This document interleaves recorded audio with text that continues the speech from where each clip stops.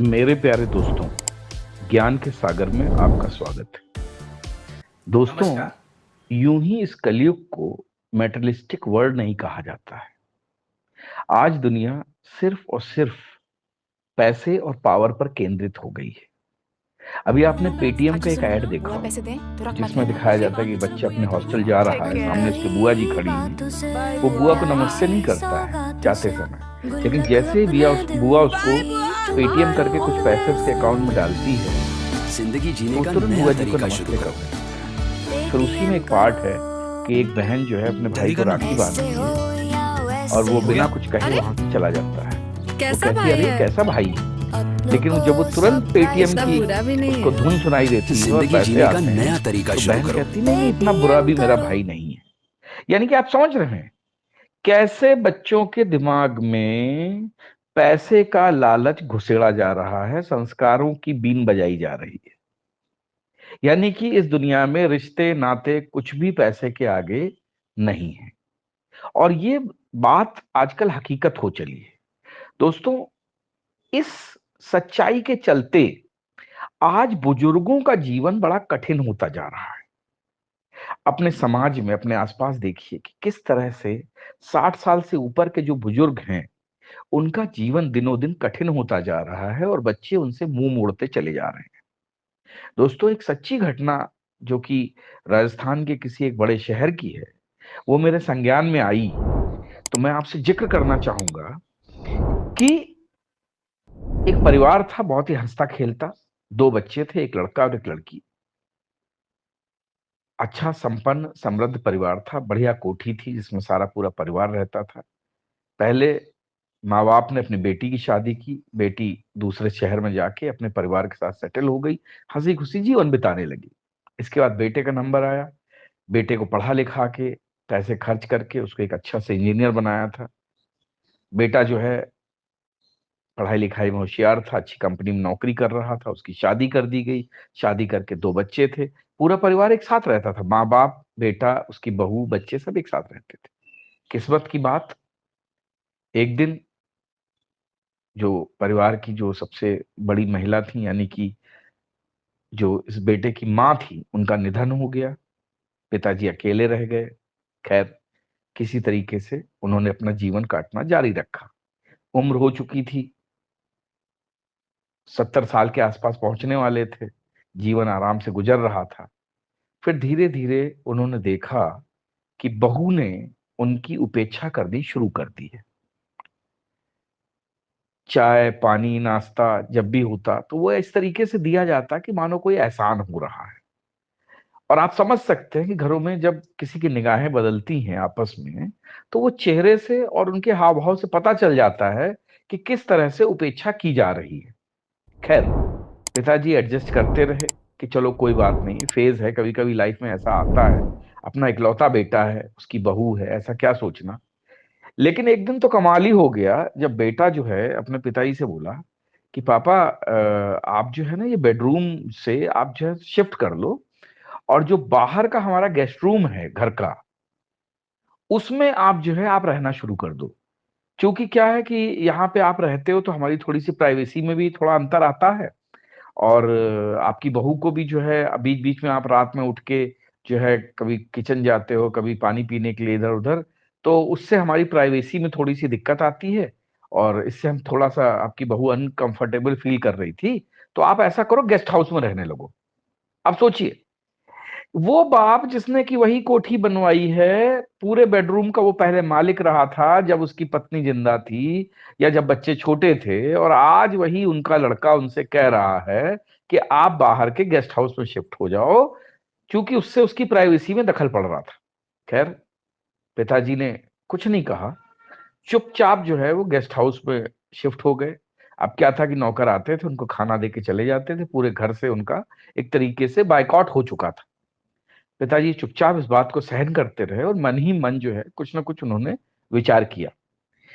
एक दिन जो है उनके दिमाग में बात आई, तो उन्होंने कहा कि ऐसा करो कि बेटा तुम 10 दिन के लिए जो है ना एक विदेश यात्रा पे चले जाओ। मेरे पास कुछ मेरे एफडीज थी, तो अब उनकी मुझे ऐसी कोई खास जरूरत नहीं रही। तो मैंने उसको तोड़ के तुम्हारे पूरे परिवार के लिए जो है एक फॉरेन ट्रिप का जो है प्रबंध किया है। तो तुम लोग जाके घूम आओ सब परिवार यूरोप की यात्रा पे, और तब तक मैं तो घर पे हूं ही, कोई ऐसी दिक्कत वाली बात नहीं है। तो बेटा बहू और खुश हो गए, क्योंकि वो तो वैसे भी अपने पिताजी से पीछा छुड़ाना चाहते थे। जिस माँ बाप ने उनको पाल पोस के बड़ा किया, आज वो माँ बाप उस बच्चे के लिए बोझ बन चुके थे। तो खुशी खुशी उन्होंने यूरोप ट्रिप पे जाने की अपनी पूरी योजना बना ली और चले गए। खैर कोई बात नहीं। अब जब वो चले गए तो अंकल ने क्या किया कि अपना 6 करोड़ का जो मकान था उसको बेच डाला, प्रॉपर्टी डीलर लगाए और उस मकान को बेच के मुक्ति पा ली। उन्होंने अपने लिए एक अपार्टमेंट में बढ़िया सा फ्लैट ले लिया, नौकर के पूरी व्यवस्था कर ली, और जो बेटे का जो पूरा सामान था उसको दूसरा किराए के फ्लैट पे ले जाके उसमें पूरा सामान शिफ्ट कर दिया। 1 साल का किराया भी दे दिया कि चलो कोई बात नहीं, बाप का फर्ज निभा देते हैं। और इस तरीके से वो बंगला बिक गया। खैर बेटा जब घूम के वापस आया तो घर के दरवाजे पे किसी अनजान आदमी को बैठा हुआ पाया। तो उसने अंदर जब घुसने की कोशिश की, उसने कहा साहब ये अब आपका घर नहीं है, आप हो कौन? तो उसने कहा अरे मैं इस घर का मालिक हूं। तो उसने कहा नहीं नहीं, ये मकान तो बिक गया है। अब वो अपने बाप को फोन लगाने लगा। जब फोन लगाया तो फोन बंद आ रहा था। तो फिर जो है वो जो गार्ड था उसने कहा अरे अच्छा आप पुराने मालिक को फोन करना चाह रहे हो? तो उसने कहा हाँ मैं उनका बेटा हूं। तो उसने कहा ठीक है, ये नंबर उन्होंने बदल लिया है, अब आप इस नंबर पे फोन कर लो। तो जब इन्होंने, महाशय ने अपने पिता को उस नंबर पे फोन किया, तो उन्होंने फोन उठाया। फोन उठा के जब बात हुई तो उसने कहा अरे ये सब क्या है, मकान कैसे बिक गया? तो उन्होंने कहा भाई ये मकान तो मेरा ही था, तुम तो इस घर में रह रहे थे, इस मकान के मालिक तो हम ही थे। और चूंकि तुम्हारी पत्नी को हमसे परेशानी हो रही थी और ऐसा तुम्हें था कि मतलब जो है तुम्हारी प्राइवेसी में खलल आ रही थी, तो मैंने इस मकान को बेच दिया है, अपने लिए मैंने अलग फ्लैट ले लिया है, और तुम्हारे लिए मैंने फ्लैट एक अलग ले लिया है। और बड़ा सा फ्लैट है, उसका 1 साल का किराया भी दे दिया है। अब उसके आगे अगर तुम्हें रहना होगा तो तुम अपना किराया जो है उसमें देते रहना। और अभी 2 मिनट रुको, मैं आ रहा हूं, आके तुम्हें चाबी दे के जाता हूँ। थोड़ी देर में जो है वहां पे वो सज्जन अपने परिवार समेत वहीं रुके थे। उनके पिताजी आए, शोफर ड्रिवन गाड़ी थी क्योंकि पैसा तो था ही उनके पास। तो वो आए, उन्होंने उतरे और अपने बेटे को जो है उन्होंने अपने उसके फ्लैट की चाबी दे दी और कहा कि ये रही तेरे फ्लैट की चाबी, और 1 साल का किराया मैंने दे दिया है, अब तुम और तुम्हारी बीवी जैसे मर्जी है वैसे रहो, कोई ऐसी चिंता करने की कोई बात नहीं है, मैं अपने आप को खुद देखभाल कर सकता हूँ, तुम्हें ज्यादा मतलब जो इस बात पे टेंशन लेने की जरूरत नहीं है। और इसके बाद उन्होंने ड्राइवर से कहा कि भाई चलो गाड़ी स्टार्ट करो, और बैठे गाड़ी में चले गए। अब वो सज्जन जो थे वो कभी अपने पुराने बिके हुए मकान की गेट की तरफ देख रहे थे, कभी अपने बाप की जाती हुई गाड़ी की तरफ देख रहे थे, और कभी अपनी बीवी की तरफ देख रहे थे, क्योंकि उनको ये पता चल चुका था कि उनके पिता ने बिल्कुल सही जगह पे तीर मारा है। अभी तक वो बहुत ज्यादा फूल रहे थे अपनी बीवी की जो कारगुजारी पे कि देखो बीवी ने जो है अपने बाप को, हमारे बाप को जो है घर के अंदर से निकाल के सर्वेंट क्वार्टर या कह लो कि गेस्ट हाउस में शिफ्ट कर दिया है। तो ये बिल्कुल सच्ची घटना है, और ऐसा कहा जाता है कि जयपुर की घटना है जहां पर कि ये घटना घटित हुई है।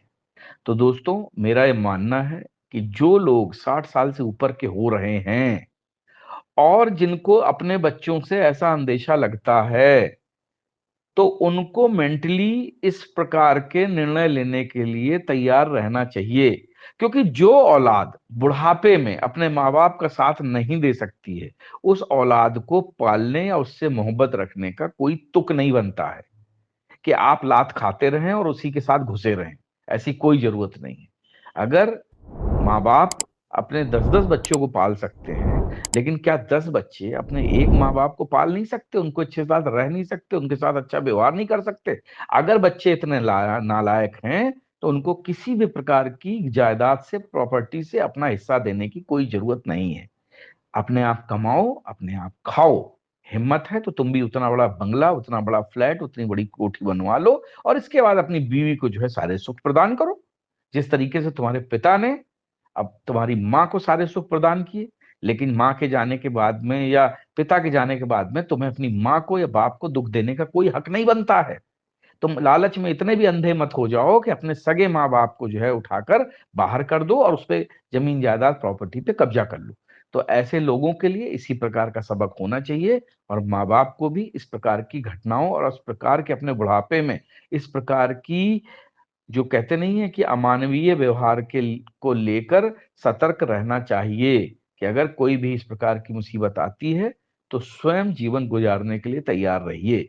यही इस बदलते हुए समाज की सच्चाई है, यही इस मेटेरियलिस्टिक वर्ल्ड की सच्चाई है, और जो आप समाज में अपने आसपास घटित होते हुए देख रहे हैं, यही जीवन की सच्चाई है। जय हिंद, जय भारत।